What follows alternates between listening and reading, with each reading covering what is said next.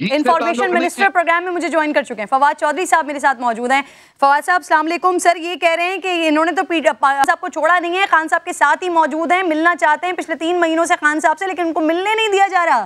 फवाद साहब देखिए देवर साहब के साथ ज़ाहिर है मेरा तो ज़ाती ताल्लुक है बड़ा करीबी, और मैं ये समझता हूँ कि इख्तलाफात अगर इनके हैं जो मकामी उनको उसके मरीज उसका भी इल्म है, तो बिल्कुल उनकी जब वो कहेंगे इंशाल्लाह कल ही आ जाएं, कल ही मुलाकात करा देते हैं और अपने जो बातें हैं वो पीएम साहब के सामने रखें, अपने तहफ़्फ़ुज़ात जो हैं वो उनके सामने रखें और काफिले में दोबारा शरीक हों। हम तो चाहते हैं कि ये लोग जो गए जो किसी अपने जिनकी किसी कोई सियासी वजूहात से गए हैं वो फौरन वापस आए और उनको हम इंशाल्लाह जो भी चीजें हैं वो करेंगे। लेकिन बात यह है कि जो इस वक्त जो लड़ाई है वो देखिए कोई ज़ाती कामों से ऊपर की लड़ाई है, ये तो हक और बातिल का झगड़ा है और मैं वेलकम करूंगा अगर वो आएंगे। मैं इससे कहता हूँ कि कल ही आज मैं मुलाकात करा देता हूं। फवाद साहब मैं अब बड़ी बात करें, मुझे इसका जवाब लेने दीजिए। अहमद साहब बात खत्म कर दिए, फवाद साहब ने जाएंगे कल?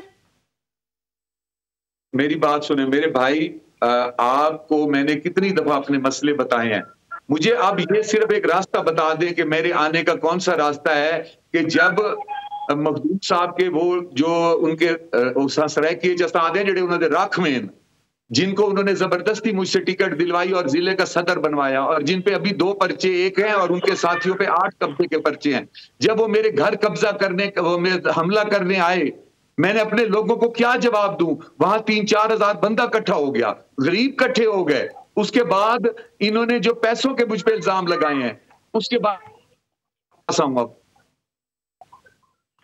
तो देर साहब जी फवाद साहब आवाज आ रही है, बिल्कुल जवाब दीजिए।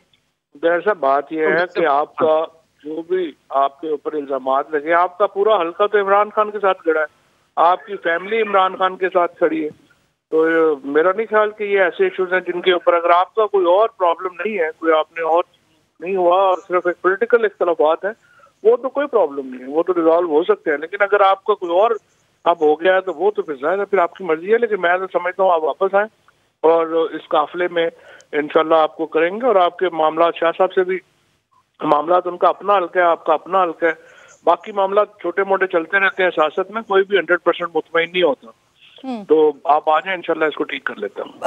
अहमद साहब लास्ट कमेंट कीजिएगा। सर फवाद साहब कह रहे हैं कि आपके अगर कोई और मसला है तो फिर वो एक अलग बात है, लेकिन फवाद साहब बहुत बड़े खुले दिल का मुजाहरा कर रहे हैं, कह रहे हैं आप आए मिलें, तो आप चले जाएं। अहमद साहब मैं ये कह रहा हूं कि मैं आने को तैयार हूं, मैं इसी लम्हे आने को तैयार हूं, मेरा ज़मीर मुझे कदम उठाने नहीं देता कि ये वही लोग हैं जिन्होंने मुझ पे करप्शन का इल्जाम लगाया है। खुदा की कसम मैंने तो पल्ले से सियासत पे खर्च किया है, 40 करोड़ की जमीन अभी मैंने दी है गवर्नमेंट को 1122 सेंटर के लिए। मुझे बताएं कोई और फंड भी देना है तो मैं देने को तैयार हूं। मैं ये कह रहा हूं कि मुझ पे आपने करप्शन के इल्जाम लगाए, मेरे बच्चों का नाम कहा है कि उनके निकाह नहीं होंगे, मुझे हमारे ऊपर आप हमला कराएं। अब अगर मैं आपके पास आऊं तो इसका मतलब है मैं आपसे डर के आऊं, आप मुझे ताउमर नाअहल करवा दे, ताउमर नाअहल करवा दे। मैं अपने ज़मीर, मेरा ज़मीर इजाजत नहीं देता कि मैं तो आपके साथ खड़ा था, मैंने किसी इंटरव्यू में नहीं कहा।